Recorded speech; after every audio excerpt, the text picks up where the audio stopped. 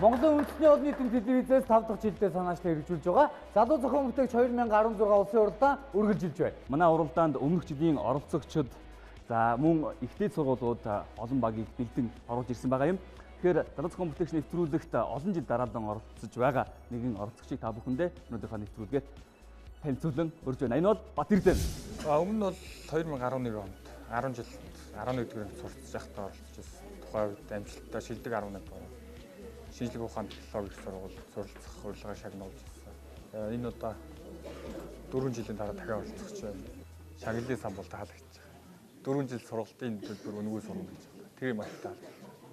Миний санаа бол бусдаа өрсөлдөггүй санаа. Яг зөвхөн нэгдүгээр шатандаа тэнцүү, хоёрдугаар шатандаа тэнцүү, өсвөр шилдэгт орох уу гэдэг зөвхөн надаас шалтгаална. Тэгэл ер нь хичээндээ. Энэ жилийн миний дэвшүүлж байгаа санаа гэвэл зүгээр одоо дэлгүүрүүдийн ихэнх ер нь дэлгүүрүүдийн лангуунууд ойролцоо ижил хэмжээтэй нэг загвартай байдаг. Энэ дээр нэмэлтээр суурилагдсан хаалт Хийх юм уу? тий. Яг юу хаах гээд байгаа нь яг бүтээлийг таньсныхаа дараа хэлвэл зохимжтой бол. За тэгье. 3 минутын хугацаа бий. Амжилт хүсье. Бүх дэлгүүр супермаркетын лангуу яг 100% ижилхэн бизнес хоорондоо ижилхэн зарчимтай ижилхэн үүрэг гүйцэтгэж идэг.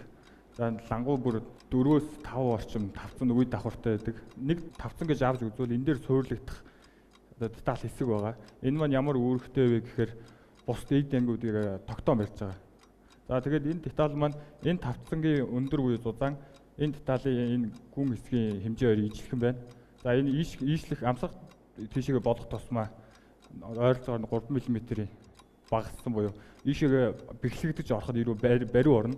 Ингэснээр шөрөвч тогтоох гэсэн ажлуудыг ингээ бүрэн алдчихж байгаа. За энэ деталийн яг энэ хоёр хэсгийг дээр буюу доороос нь харснаар тухайн давтамжтай цоос нүхтэй байна. Энэ нүх бол ойролцоогоор 3 мм-ийн диаметртэй 1.5 мм-ийн гүнтэй юм нүх байна. Энэ дээр энэ цилиндр хэлбэртэй хэсэг маань байрлах юм. Тухайн тавцангаас тавцангийн хооронд ингэснээр аль нэг тэнхлэгийн дагуу шилжих хөдөлгөөн байхгүй. Зөвхөн эргэлдэх хөдөлгөөн.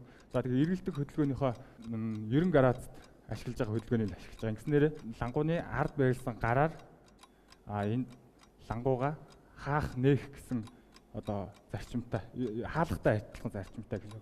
Нэг талаараа нэг машины агаар шүүгчний энэ хаалттай агаарын урсгалыг сольж тэрнтэй адилхан зарчмаар ажиллана.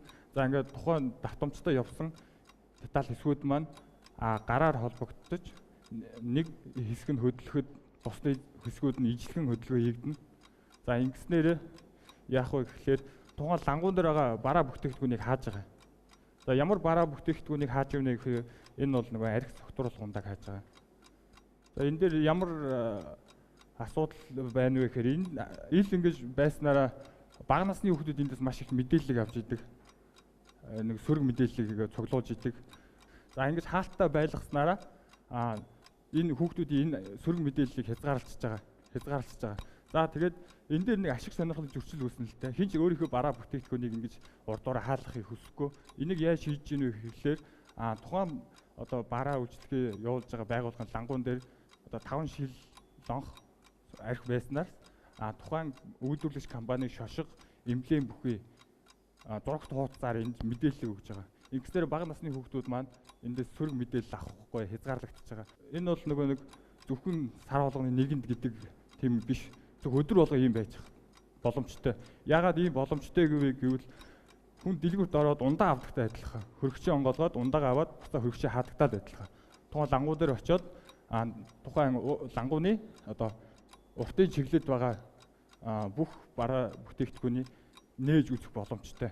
Нэг л хөдөлгөөнөөр хаах нэг гэсэн хөдөлгөөнөөр тэгснээр илүү өдөр тутам хэрэглэгдэх боломжтой. Ийм санаа байна. Хүний үйл ажиллагааг хэрхэн хөнгөвчилж байгаа лээ?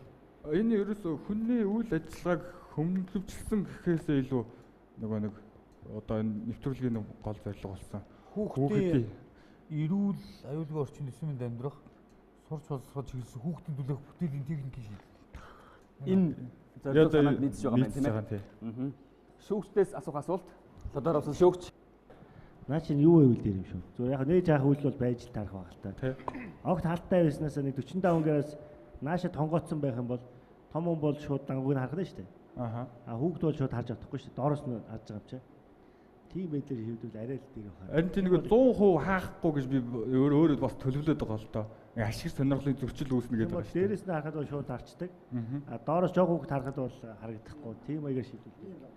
Лангуу бол ингээд тэгшээрээ байж штэ тий. Тэнгүүд чинь 50 нэм тэгш байгаа штэ. Тий. 50-аа ийм налуу хичээл гэсэн үг ойлгосон ингээд. Тэгэхээр бараа чинь 50-аад дагаад налчин штэ тий. Тэгээд уртлыг хар хийчихье. Тэгэхээр чинь хүүхэд харахгүй л гэсэн үг ойлгосон. Миний зүгээр үзэж байгаагаар бол тухайн бүтээгдэхүүний ойролцоогоор 80 орчим үеийг хаацсан байх хангалттай л гэж бодож байна. Доотлын эдэн лангуул хаачих юм те. Үгүй ер нь бүхэлд нь тухайн нэг одоо жишээ нь 8-ын нэрийн дэлгүүр одоо биднээс амьдардаг байрны гол нь дэлгүүрүүд л энэ хамгийн их тохиолдож байгаа байхгүй. Яг нь бол ээж нь хүүхдээ сүүнд явуулдаг, ах нь нэг ундаанд явуулдаг. Эсвэл өөрөө нэг чихэр аавч гэдгээд ороход зүгээр л хажуугаар зүрхтэн тэр байж. За ер нь бол өмнө орж исэн гэсэндээ бас ер нь бол туршлагатай юм илэрхийлэх чадвар бол маш их таалагдж байна. Хийцэн хэсгээр өшөө сони миний болохоор яг тэр нэг хааж онгоолох хэсгээр ч бас ялангуяа энэ шингэн зүйлүүд бол хүнд штэ тийм ээ. Тэрэн дээрх бас аюулгүй байдлыг нэлээд сайн харгалзах хэрэгтэй байна. Одоо яг энэ зургийн өндөрс бол тэр нь бас жоохон мэдээж хийгээд ирэхээр нэлээд ажиллаад гаргаад ирч чадах байхаа гэж найдаж байна. Ерөнхийдөө нэг ажлын дистаралууд бол миний дотор бууцсан байгаа л. Бууцсан байгаа юу. Тэгээ ер нь бол миний үуч гэсэн одоо энэ жилийн онцлог болж байгаа тэр сэдв агуулгыг хөндөөд тий оролцож байгаа гэдэг утгаараа ер нь бусад хүүхдүүд ч гэсэн бас өөрийнхөө бүтээлийг тавьж байгаа энэ юу бол арга барил надад таалагдж байна л та. Тийм учраас хийлгээд үзэх саналтай байна. Нэг ногоон гэрэл сожигдсон шүүгч. Нөгөө нэг зарж байгаа компаниуд чинь одоо яарилт маяг шошиг мошгон янз бүрийн юм харагдахгүй гээд ах үйтэй энэ чинь. Энэ чинь нөгөө нэг тэгээ нөгөөдгөө заавч зүгээр одоо жишээлбэл зүгээр нэг юм цэнхэр ч юм улаан өнгөтэй юм зурагт хуудас байснаас тухайн компани лого эмблем оршиж явахаар эсрэгээр тэр компани дар сурчлага явуулна гэсэн үг байна. Ийм санаа л да. Ямар нэг юм их чинь нуух тусан хүн тэрийг сонирхдаг шүү дээ. Тэр энэ логоны ард юу юм байгаа бол үзэх юмсаг сонирхол бүх төрх юм шүү. Ямар нэг шиг л хаагаад нуугаад те. Америк хөөрийн хууль гэдэг чинь тэр шүү дээ. Арх борлуулж болохгүй. Тэр нь бүр л гаарсан шүү дээ. Одоо шагийн арх гэл ингээд реклам явуулахгүй ингээд янз янзын байсан шүү дээ. Архиа ингээд чөлөөтэй борлуулад ирэхлээр тэр нэг шагийн арх гэдэг чинь янз бүрийн алга болж шүү дээ. Бүр хаах тусан хүүхдийн сонирхол хөрөхгүй юм. Хүүхд зурс нэвтрүүлгээр арх марх ярьдаг зүйл чинь. Гэтэ яг зөвхөн зорилгын бол нэг хэсэг л дээ. Өөрөөр хэл хүүхд шууд болон шууд бусаар арх цогцорлох ундааны сурчлагын өртөх ёсгүй л дээ. Тэр утгаар бол уулын зөв. Гэтэ зүгээр чиний хэлээд дөрөв бидний үчи анзаарсан бол огт хаах гэдэг утгаар биш. Чиний лангууны шийдэл чинь өөрөө доороос харж байгаа хүүхд бол харж чадхааргүй. Том ингээ явхад бол хангалттай нөгөө лангууны баг харах гэдэг шүү дээ. Тэгээ гамбатын дөрөвний хэлдэг шиг цааш нь налуу байхад бол зай эзлэхгүй мөртлөө том бол яваад өнгөрөхөд бол тэр лангууны цаа юу байгаа бүгдийг харна. Хүүхд харж чадахгүй гэхэд тэр тал руугаа илүү анхаарах. Тэгэхгүй бол чи зүгээр ортоос хаана гэвэл аль талдаа асуудал үүснэ. Эргээ наа чи хэрэгжээд их төвхтэй шийдэл болох байхгүй.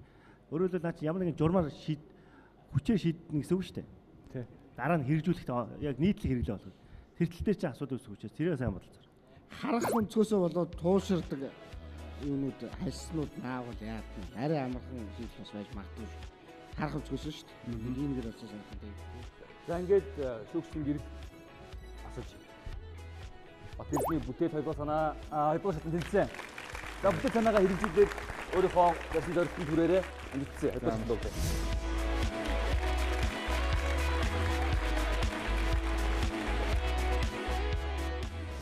Тэнцэн гэдэг бас мэдчихсэн итгэлтэй байсан л да өөртөө маш итгэлтэй. Дараагийн шат чинь гэсэн байна.